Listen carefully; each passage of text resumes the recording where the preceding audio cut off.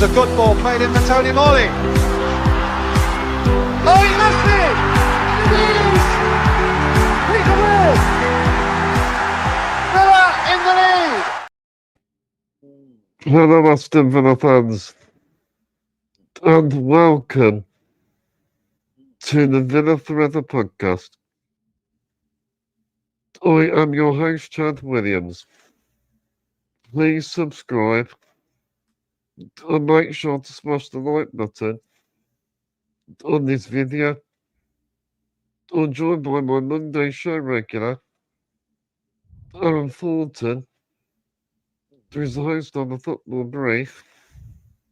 This is the Avfc Weekly Recap, your weekly dose of Aston Villa news and headlines.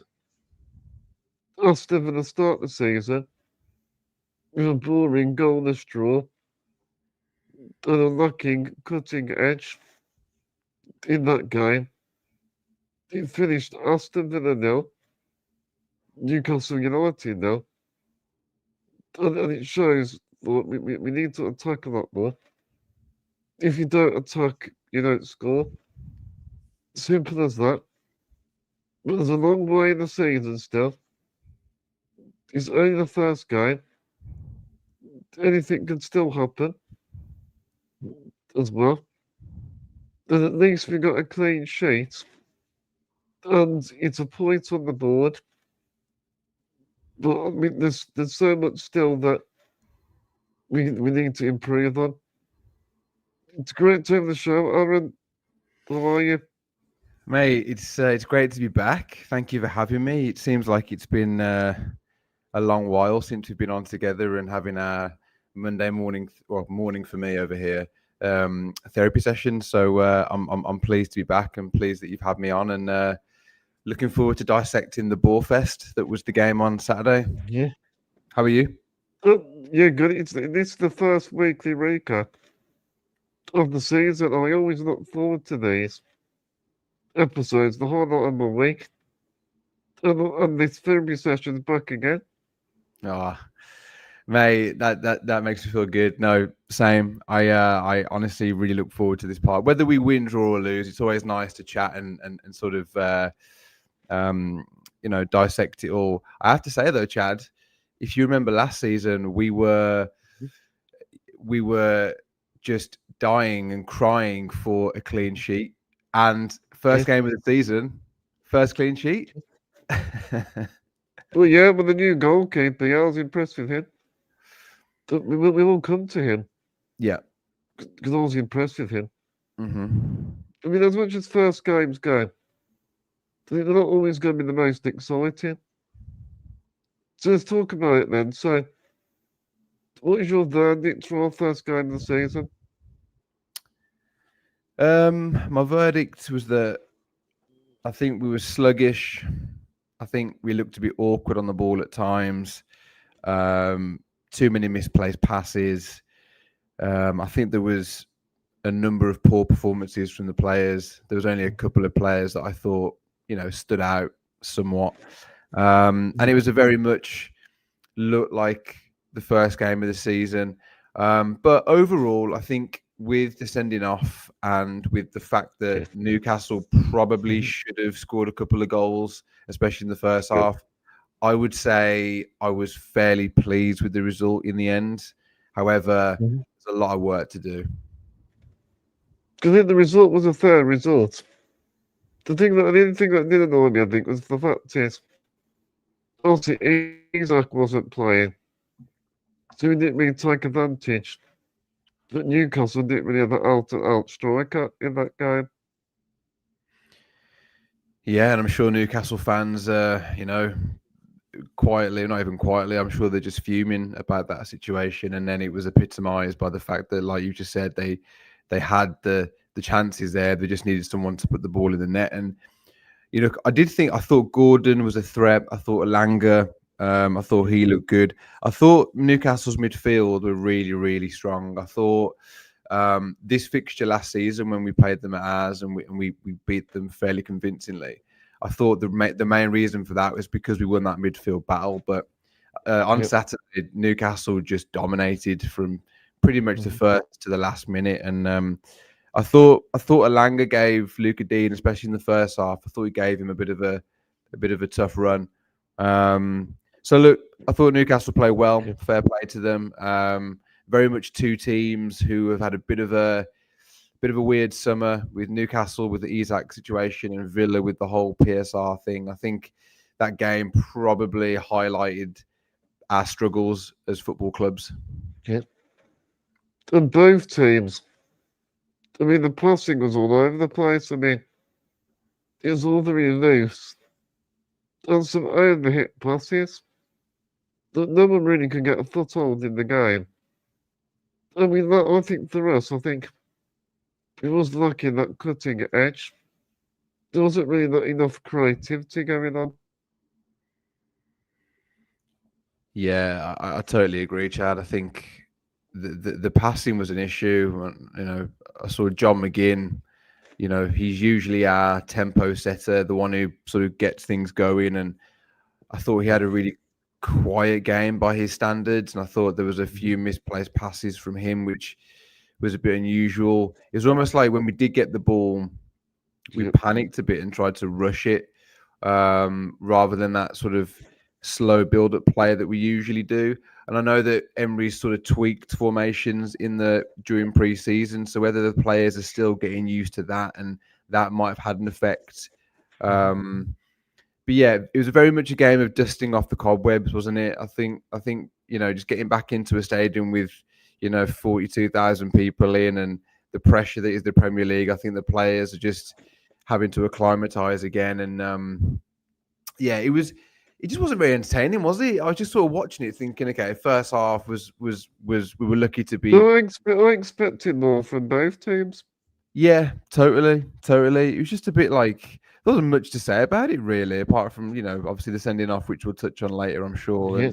and a couple of chances, but yeah, it just wasn't a great advert for the Premier League or for our really. Well, I think as well, we played it too safe. I think we needed to attack a bit more. I don't think there's enough attacking going on.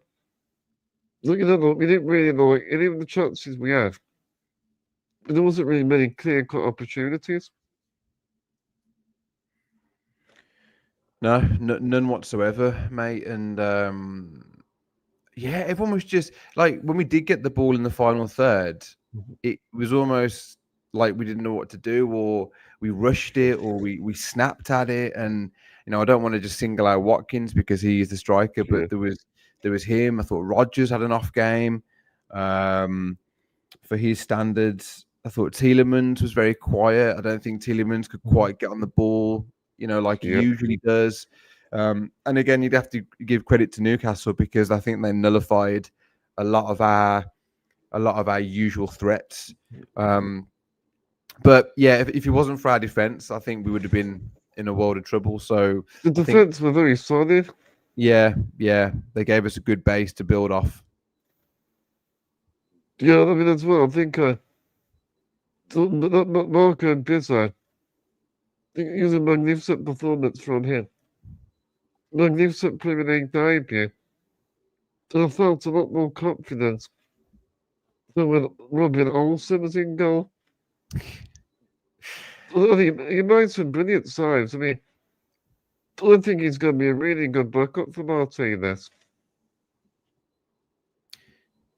I couldn't agree more, Chad. I think you've hit the nail on the head there. I think, yeah, Olsen did what he could, didn't he? But I mean, based on the performance on the weekend, the levels between Olsen and Bizot, I'm not sure how to say it, is it, but yeah, the levels are night and day. And if there's going to be a way to announce yourself to the Villa faithful, it's making a shot-stopping save in the first few minutes against the Langer. And I think he just looked so much more confident, so much more assured. He didn't try and do anything too risky or too crazy. He kept it simple.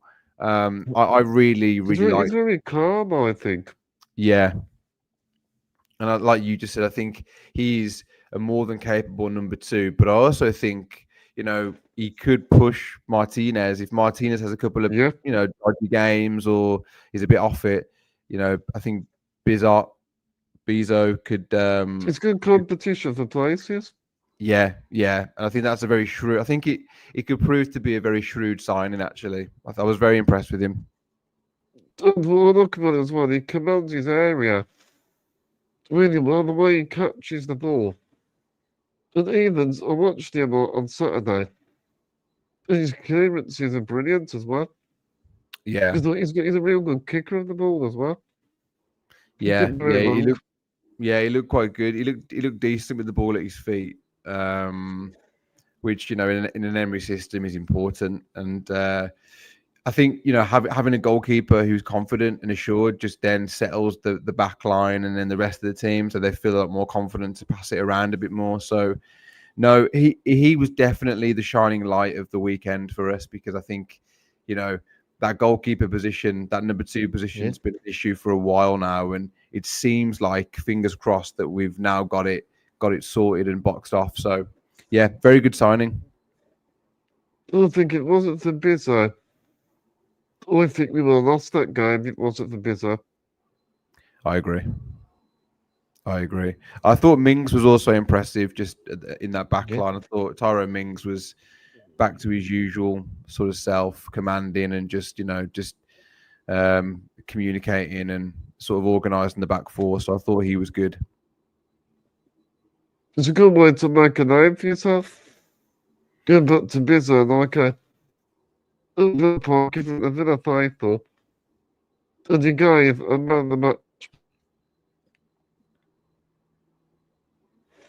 Yeah, no, he did. Yeah, It shows experience as well, because he has played in Champions Leagues before, also in Europa Leagues. So maybe, I mean, who knows? He could be like an ideal, like a cup goalkeeper as well. yeah, and with all the competitions that we're in, he's definitely going to be needed. And I think that was the thing with Olsen. Although we were in different competitions, I don't think Emery trusted him too much. So Martinez still played a fair few games, and I think having Bezo will allow Martinez to rest a bit more and share the load. So yeah, again, just a very, very shrewd signing, which we didn't know too much about. And like you just said, then also having Champions League experience is going to be worth its weight in gold. So I think fair play to Villa in a transfer market that's not been great, that's been worrying for various reasons. That's definitely a very, very good use of the market, I think. Goal is, it's hard to find other goalkeepers. It's a very difficult position to fill, especially the second choice. Because really, there's not many players out there that can do that, because also they're not going to be guaranteed the game time. It really is, yeah. And talking about goalkeepers, I know, this a couple of months back when we did our last recap of the season, we were pretty much certain that Martinez was going to leave, and he looked like he was going to leave. But now, it looks like he's going to stay and actually retain that position. And I don't know whether when we signed Bezo, there was thinking that, although he's a great number 2, he also has the potential to be a number 1 just in case Martinez does leave. Obviously, I don't want that to happen, and the window's still open and a lot can happen and change. But I'd be a lot more relaxed if he did, because I think Bezo can step into that number 1 But role. also Martinez might step it up a bit more. Yeah. Because also in competition. That's true. Because last season, don't get me wrong, he made some absolutely incredible saves, and Martinez is always a 7, at least a 7 out of 10. But there was definitely a few games last season where he wasn't at his best, and I think there was a few suspect moments. So I agree with you totally. I think it will help him or make him step up a bit more as well. So that's good for the squad. Well, I think John McGinn, he wasn't his greatest performance. But the first half, he was better than the second half. I think more of his pressing, and interceptions. The one player that stuck out, I think Morgan Rogers. I think about a few driving runs going forward. Morgan Rogers, like he did. I think he was. I think he played okay. But for me, I think Onana pretty impressed me the most. I think he was really getting stuck in. Yeah, yeah. I agree with you. I think look, McGinn always gives his all and is tenacious and will not stop running, and that really is a really hard strength to play against. When someone's like that, constantly chopping at your ankles, that's tough. So I agree with you about that. I do think he was poor overall. I don't think his passing was good. There was about 3 passes in a row that I remember counting, and I was like, another misplaced pass, McGinn, flip it. Like, so that wasn't great. And then you also mentioned Rodgers. I thought Rodgers was poor. I was not impressed with Rodgers. You know, last season he did this. He'd have, you know, more often than not, he'd have a decent game. But there was definitely a lot of games I can remember where he wasn't. I don't think he was brilliant. I don't think. He wasn't really up to his standards. He made a couple of good through balls for Watkins, and you know he always looks fairly sharp, and he wants to try. Maybe he was isolated. Yeah, and that's the thing this season now. Teams, because of last season, is sort of his breakthrough season. Teams are going to be aware of him, and they're going to try and mark him out the game. So it's going to be up to him, Emery, the coaching staff, to think of ways where he can adapt and, you know, try and sort of change his game a bit, because teams know that he's going to get the ball and going to want to run. So, yeah, that's going to be interesting to see how he develops in that respect. But yeah, I thought Onana was great. I really do like Onana. I think he's a really good physical presence in that midfield. He's a real beast. Yeah, he is. Yeah, he falls down quite a lot, but other than that, I think he's you know, he's all right. I think he's really strong. All I like about him is he always tries to stay on his feet. He's like sort of very strong. He can't like be strong. Yeah, I think he could be stronger. I don't know. I just feel like, you know, any sort of nick here or there. I think I agree with you though, because he's so big and strong. Like, he's got the potential just to. He's a bit like you know how Yaya Toure. I'm not comparing him to Yaya Toure before we get started, but that sort of player would just burst forward and just brush people off him and just drive. Onana, I think, has that capacity, but he just goes down a bit too easy sometimes. And I get drawing a foul, but I'm like, just keep going, mate. Go, like, you've got the power. Like, but so, you know, but I agree. I think he was definitely one of the better players on Saturday. That's against the way with Onana. He drives forward. He's one of those players, like, you know, he does the dirty work. Yeah, he's willing to do what other players don't want to do. Yeah, that's fair. And with him and Kamara as well, sort of doing similar roles. Ideally, then I think that was the plan for then Tielemans to sort of be free and it couldn't sort of advance forward and link that play, but it just didn't seem to work. And I think again, Tonali, Joe Linton, they were really tough and they were really hard to play against. In their team, they've got a lot of giants. They have, Newcastle. Yeah. So, you know, yeah, I think, look, it wasn't the worst performance that I've seen from a Villa team, and I think there's definitely a lot to build on, and it's the first game of the season, so like you said at the start of the show, there's a long way to go, of course, but just want to see those areas sort of tightened up now. I'll be a bit more clinical, I think. Not so wasteful, like, you know, we get the opportunity. What we tend to do is we take too long to shoot. We just need to have a go sometimes, I think. Yeah. There is that danger of like almost walking it into the net or trying to make the perfect sequence of play before we score. But like, yeah, I agree. Sometimes a bit like John Duran was doing last season, just hitting it. Do you know what I mean? Having a go from far or whatever it might be. Be brave. Be brave. Yeah. And we weren't really. Yeah, I definitely think that the game plan and the setup was a bit cautious from Emery, and I don't know whether that was because he just looked at the Newcastle team and I don't know, just thought there's a threat here, so I don't want to overcommit and maybe played a bit safe, which in some games he's going to be needed. But I always think when you're at home, especially at Villa Park, go out and attack them. Attack them. Do you know what I mean? Get on that front foot. So disappointing, but again, hopefully we build on it and we improve. And also, I'm glad I'm back at my happy place. It's great to be back at Villa Park again. And it was an incredible atmosphere. I mean, Newcastle fans, I'm not going to travel in support. Mm-hmm. And I think in Newcastle, we've always had that rivalry since obviously Sub-on-the-Tyne all those years ago. Yeah. I think there's definitely, especially if you're on you look on X as well, like the amount of fan sort of banter flying back and forth is always interesting. However, I do think though, I know you're going to touch on sort of the Premier League and being maybe slightly corrupt, but I do think that Villa and Newcastle fans actually have something to share at the minute when it comes to sort of the begrudgement of the Premier League and the PSR rules. And I think I did hear the chant that was in the stadium. You would have heard it more. So they were sort of singing. It was about that. Yeah, they'll say Newcastle and Aston Villa are both singing about it being corrupt. Premier League. I don't think you can repeat exactly what they were saying, can you? Something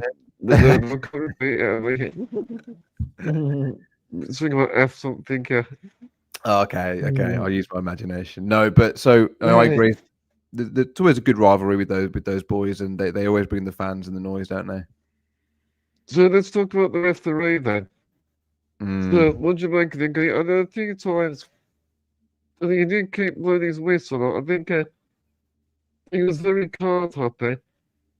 He's talking about like sweets, I think, like the cards.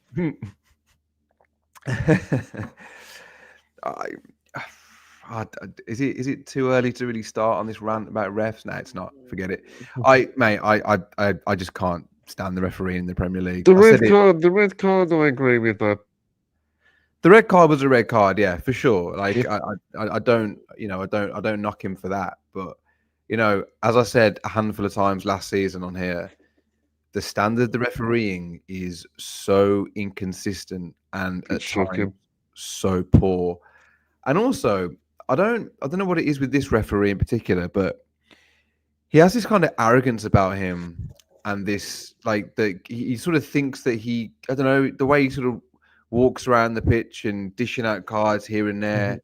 And I don't know, I didn't like his aura that he was giving off, and I just felt like the game was already boring, and then to keep starting it, like it made it worse. Then it made the game worse. Yeah, it totally did, mate. And yeah, so I didn't think he was great. I agree with you. The red card, that was red. That's fine. That's absolutely fine. The thing is, because he was the last man standing, obviously, with Gordon, it was 1-1.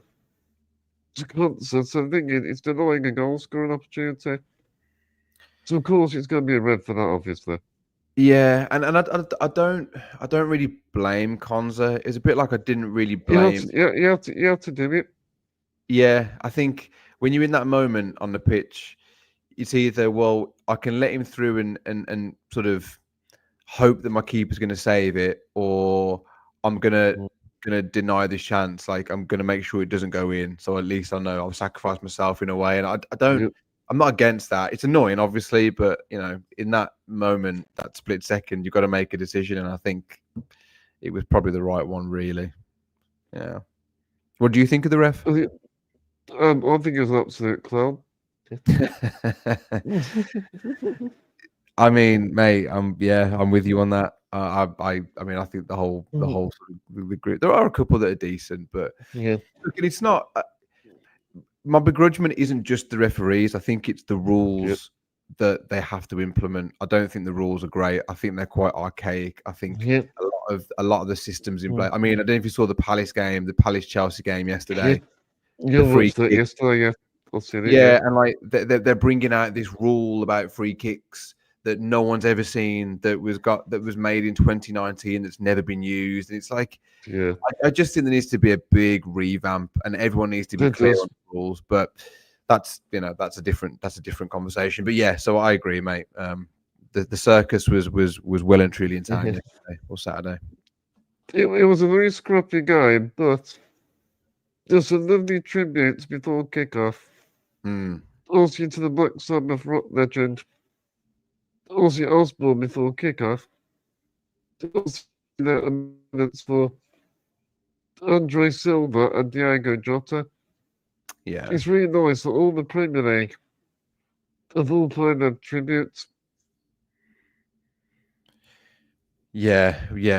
I mean, what a crazy summer when you put it all into perspective like that, and you know, for us Brummies, as Birmingham-born people, you know, Ozzy Osbourne was a true legend of the city, and you know, someone that we all sort of idolized in many ways, whether you liked his music or not. Like, him as a person was just, his personality was just unreal, and you don't really get that these days. So, you know, and I think the stories, Antoine, before he died, yeah, and get the money into the 3 different charities.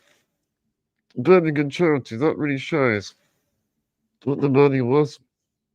yeah, no, for sure. And look, he had a very colourful past and life, didn't he? And I think he was very fitting and very lovely that he, you know, his the sort of last big hurrah was at Villa Park as well, and that sentiment was very nice, and so that was lovely, and all the tributes that were pouring out for him, and then, you know, Andre Silva and Diego Jota, like that was just tragic, and I think for every Premier League club to recognise and to show their support.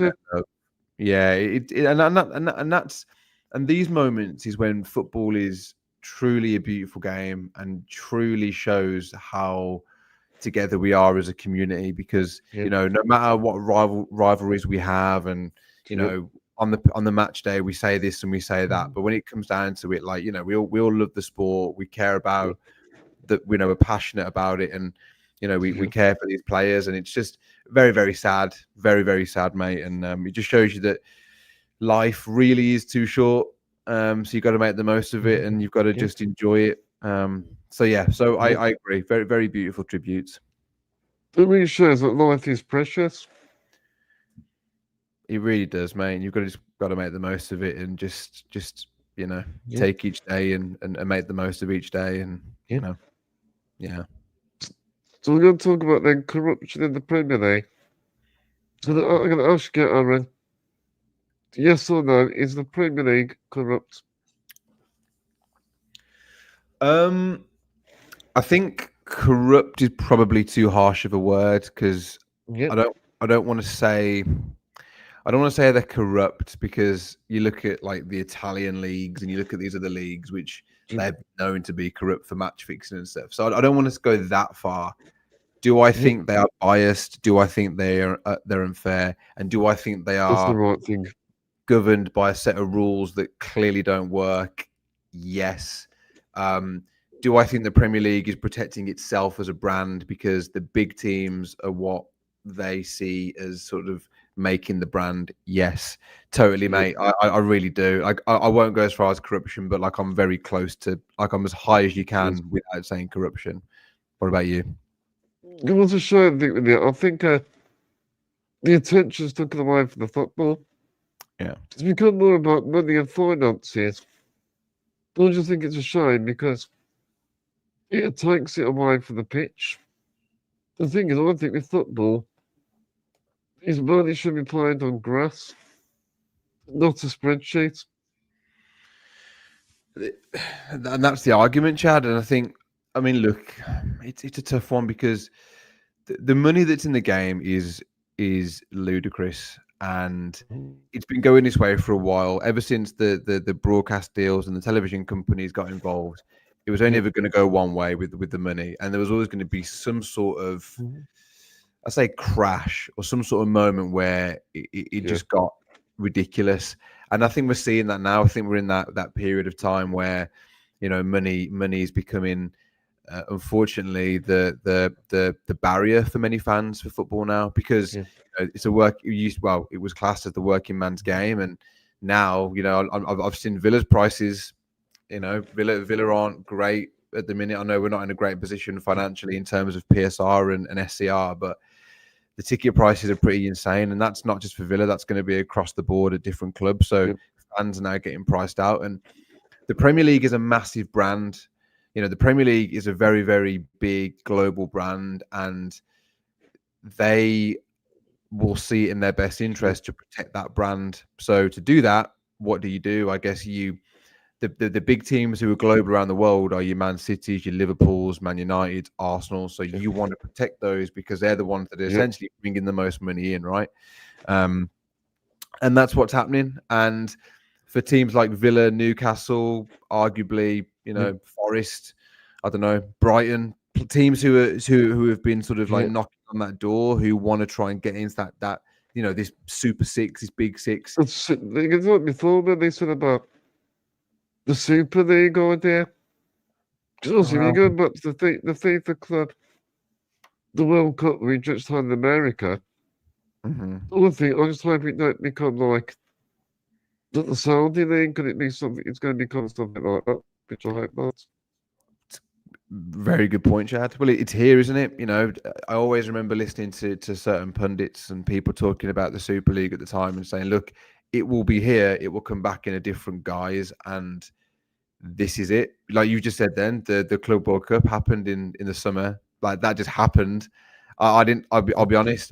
I saw a few highlights here and there. Didn't sit down and watch any game. Look, if Villa were in it, I'm sure I would. So I'm not going to sit here and say I'd never watch it. But I wasn't interested. For me, you know, football, it's quite nice having that break from football because it gets you then excited for the new season. But it very much seemed like and felt like a Super League. Do you know what I mean? One more thing on it from me, Chad. I think the telling thing for me with all this, and I don't know if you've seen it. I'm actually going to get it because I saw it last night and I saw your question and I thought this very, very relevant. So with the whole Jacob Ramsey sale, you know, that was clearly done to sort of help PSR, SER rules. Tyrone Mings on Instagram, I don't know if you've seen it last night. Not yet, I haven't seen it yet. Don't want to hear any bad words or anything negative on his name. You don't know the half. That was Tyrone Mings about the JJ transfer. And then John McGinn also. I won't read out the John McGinn one, but John McGinn's also put a statement out on the JJ transfer. And I just think it shows that, you know, we're talking about the Premier League being, you know, unfair and biased. And now the players are getting fed up. And when the players start talking about it, Chad, you know that there's a problem here. There's a big issue here. So, what is your thoughts to sell your best players? The other thing I don't believe in as well is showing that we're selling a lot of our academy players. Yeah, and that's the big. Yeah, I mean Newcastle had to do it there to sell Elliot Anderson. Was it Anderson? Yeah, to Forest, right? That's right. Yeah. Again, they didn't want to do that, and I'm just getting fed up with it because I don't mind selling players if we need to and they want to go. But you look at our list of players over the last sort of 2 years: Diaby, Duran, Douglas Luiz, Grealish, Jacob Ramsey. I know Grealish was a bit different, but all these players, yet we are still restricted by PSR. Yet Man United and Tottenham, who finished 15th, 16th respectively, or whatever it was, can just blow how much. And I get they're a big brand, and I get they've got money from different revenue and stuff. Yeah, all the revenue. That's it. I get all that, but I just that doesn't hide the fact that I just think it's so unbalanced and so unfair. So yeah, that's my thought on it. Frustrating. One thing that's not there as well is I feel sorry for Crystal Palace. I mean, look what's happened to them. They got demoted to the Conference League. They've got the multi-club ownership rule. And then you got the likes of Manchester City. There are these 115 charges, which happened in March. Yeah. And no one's going through their accounts. Mate, I mean, the Crystal Palace thing, I do think there's some fault with Steve Parish and a couple of the owners there not really reading the fine print and not understanding the rules. But but ultimately, I don't know the ins and outs fully, but I do think it did seem slightly unfair because I do think Yeah. that's happened to other clubs as well. I'm lost for words. Do you know that the biggest thing as well, the crazy thing? Did you see that Villa got fined as well for the multi-ball? Yeah, I think I might have seen it. Yeah, I think I might have, yeah. How we use our ball boys and how we use the ball, like this the multi-ball system, which I'd never heard of, right? I'm not gonna lie, I had no idea this was a thing. We got fined £125,000, and we also got banned from using it for the next 3 home games or something like that. And like you just said, yeah, Man City, and I get Man City's trials. It's a big trial, so it's something that needs to really be looked at. But yeah, again, I don't know. I just find they're happy to dish out point deductions, fines for the most minuscule, stupid things. Yeah, the big things with the big clubs, it's fine. Man City they've got very good lawyers. Well, you're fighting against a state, aren't you? Man City are essentially owned by a state. Oh yeah, and a very, very wealthy state. So yeah, you're spot on. They're going to have the best lawyers in town and the best everything. So I wouldn't be surprised if we're not hearing about the charges like end of the year or start of next year. Like genuinely, I think it could take that long. The thing I mentioned as well is about as well. I think it's the TV companies, not Sky Sports and TNT. I think they've got too much control over the fixtures. Because, like, the thing, like, for example, like they move games around all the time, don't they? And some fans can't get to the games. They don't get too much control. Yeah, and this was an argument that Jurgen Klopp was sort of alluding to a few years ago. I mean, partly as well because of player injuries, and I think he was wanting to have a bit more of a gap between games so that players could recover, which I'm not totally against. But yeah, no, the TV companies, they have a lot of say, but it's not going to change, Chad, because they're the ones with the money, and they're the ones who are money talks. Yeah. So at the minute, not much is going to change. But I do think the Premier League is coming under a lot of scrutiny for a lot of different reasons. And, there's been a lot of clubs writing to the Premier League. Villa were one of them, I know, last year, saying that these rules are basically a load of nonsense now. Like this PSR, we need to scrap it. And there's a few other things. And, so I think the Premier League really, really needs to have a good look at themselves. And there needs to be a change because they can't continue as they are. They're sort of making a bit of a mockery of themselves now, and I think clubs are starting to stand up for themselves a bit more. Yeah. So, and now, like I said, with players, McGinn openly saying things on social media, basically saying that no one wanted this sale, but it had to happen. Is what I'm reading from it. I don't think JJ wanted to particularly go. I think he's had to be a bit of a sacrifice. I don't know behind the scenes. I could be wrong, but that's what it seems like. So, also, you got other teams that have got real big financial power. The likes of like Man City and Liverpool. The teams behind that are never going to be able to compete with that. With their capability. No, you have to. What's happening is it's what Villa are trying to do. You have to sort of build your brand globally over a number of years, and I think that's why we had Chris Heckin, who's now left, and we've got the Italian guy in, the new director, to basically try and bridge that gap and create more revenue streams for Villa. Try and promote us more globally, and you need to do that over a period of years so that you can then have money. Like Man United just make money all the time because their shirts are in shops all over the world. So like Villa want to be on that level, but it takes time. And with PSR and SCR, like we don't really have that time anymore. You've got to we're very fortunate that we've got a very competent manager who can get the best out of players on the pitch because, if we didn't have Unai and a decent squad, then who knows where it would be. But you got to be smart with it. That's what you got to do. 100%, Chad. 100%. And I do think we're in good hands when you look at our board of directors. I do think we're in good hands, but it's just we're navigating this space, and you don't want Unai to become frustrated. I think Unai fully gets it. He knows the constraints. He knows it's Yep. not Villa. Villa aren't saying, "Look, we're not going to give you money." It's it's them Villa saying, "Look, our hands are tied here." And I do think Unai gets it, but how long can you take that? Do you know what I mean? Like he must get. There must be moments where he gets frustrated. So yeah, we'll see. But Premier League, not doing it for me at the minute. Well, let's move on from that talking point then. So, Hmm. Aaron, we've done our predicted lineups. The Yes. Brentford game, and this is a new element. We should be doing on the weekly recaps. And the match so Mondays, me and Aaron will be doing our predicted home lineups. Then the opposition team, that will be on Thursdays as well. So we'll get on the screen then. Nice. I'm looking forward to this. It's a nice new So- element, mate. Okay, so this is my team first. So this is what I've gone with. Very nice. I'll make Very sure Aston Villa fans to let me know yours in the comment section. I'd like to hear your team as well. So yeah, this team, I've gone with Marvin as well.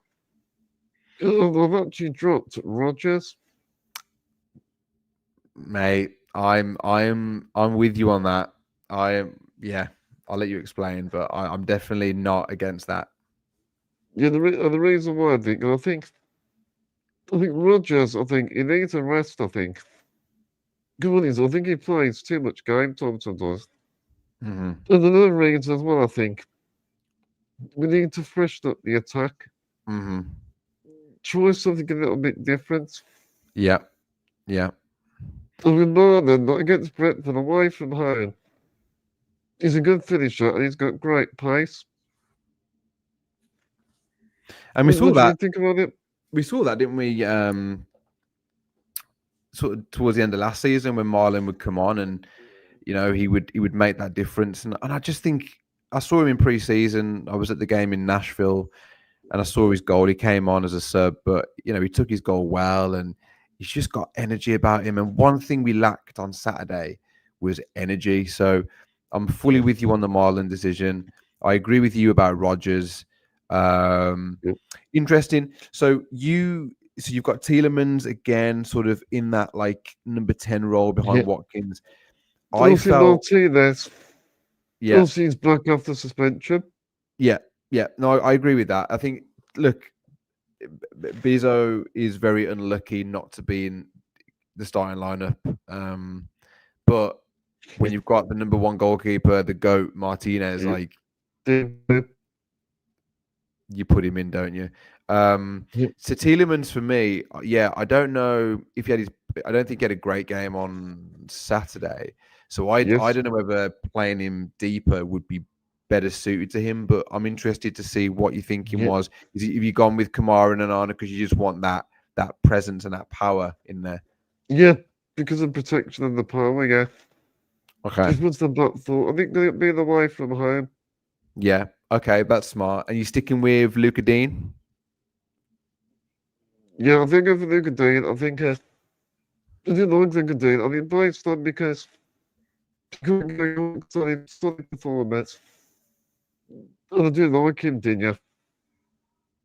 Yeah. No, I like him as well. I do like him. Well, what do you think? And also, obviously, is where you got the things. Because obviously, Cox has been suspended. Yeah. So I brought Torres. So what do you make of that decision? And we've not.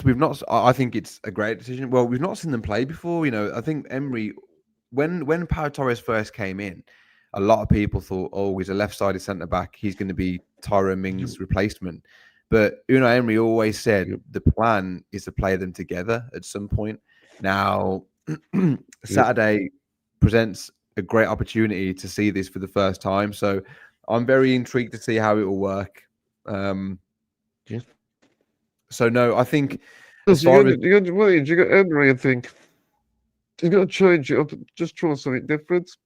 I totally agree, and I think what you've done there is very subtle, but also very effective. I think having McGinn out there, getting Marlon out there, giving Rogers a rest, just gives a bit more energy in the attack, and then you've got a solid back line as well to sort of build from. So I like that team, Chad. I think that's a very good team, really good So, team. Aaron, we're gonna go on to your team next. Okay, So we'll just get it up on the screen. Well, this is yours, Aaron. So, look at that. so can you explain to me? Also, I noticed as well. You go for a back three. Yeah. So why did you go for a back three? What's the reason behind it?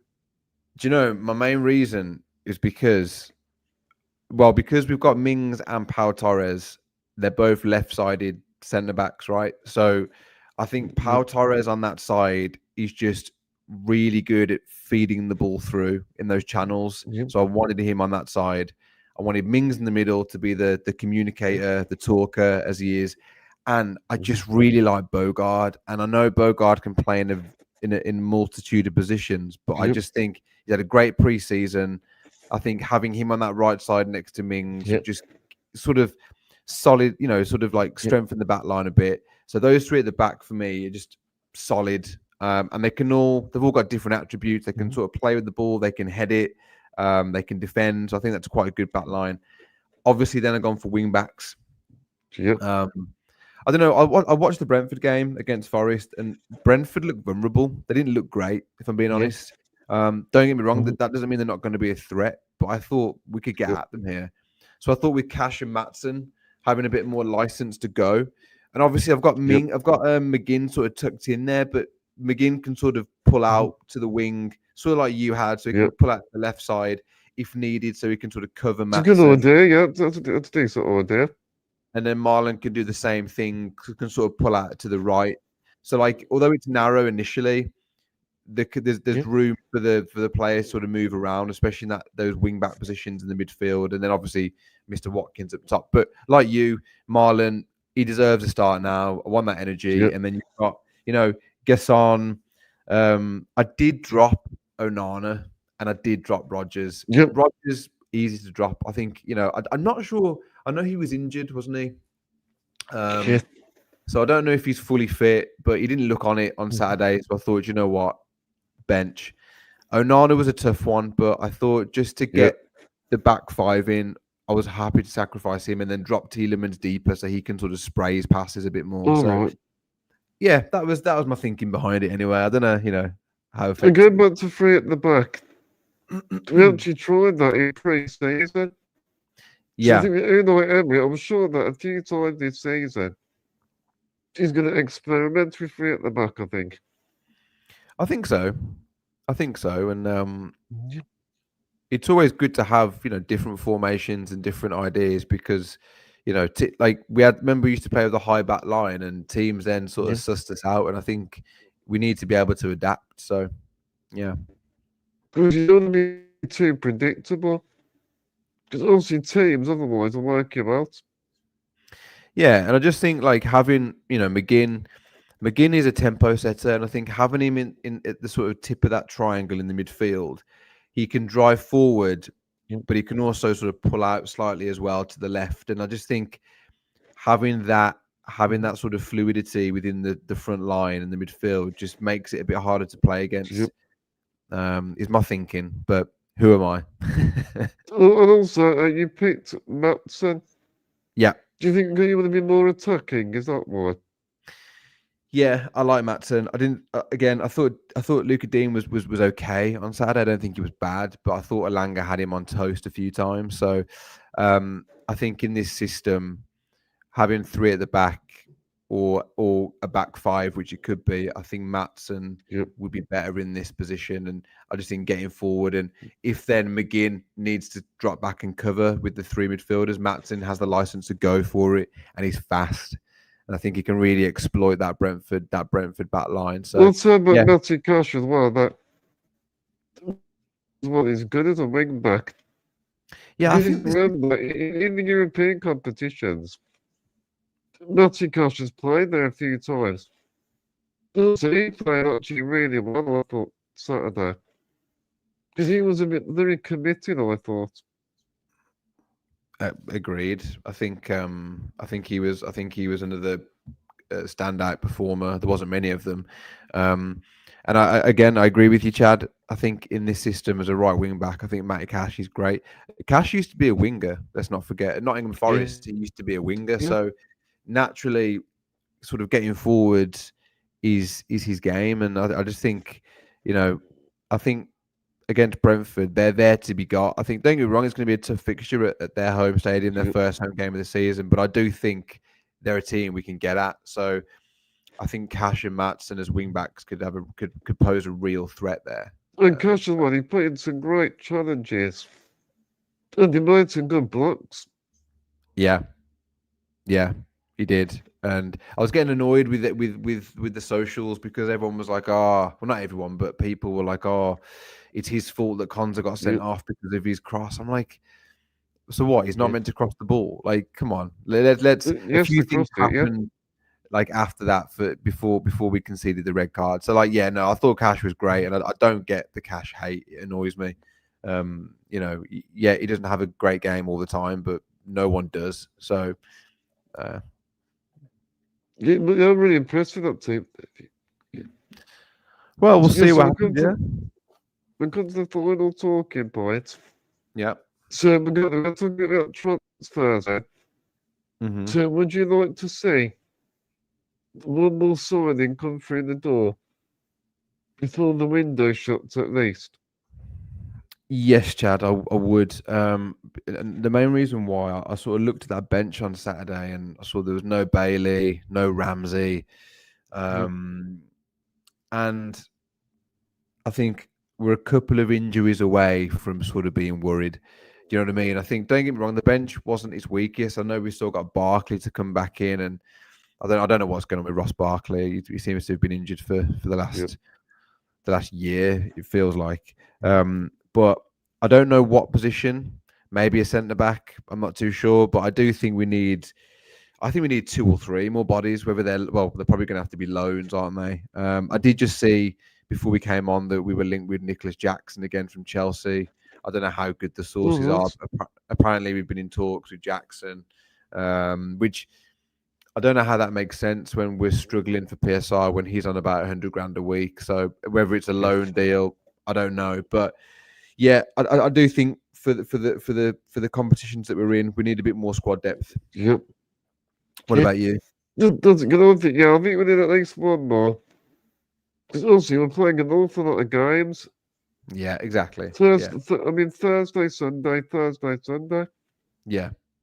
So we need someone. And also, if you think about the Europa League, somebody who maybe can be used in that competition. I don't know what you think, but I think we need to upgrade the attack. Because a few podcasters disagree with me on this. But I just think Garnacho would be perfect. In every system, I would think he'd fit perfectly. I don't disagree with you with Garnacho. I don't know. I don't think he's got a great temperament, but this is where your manager gets paid to do what he does, doesn't he? And I genuinely think Emery is a great man manager, and I do think, and also the Man United environment seemed toxic. You look at Rashford, Anthony, Sancho. The only one out of all of those who I do think is genuinely a bit of an idiot is Sancho. I think Rashford is a great professional. I think Anthony seemed to do well at Real Betis. He was doing okay. Didn't seem to be causing too much issue.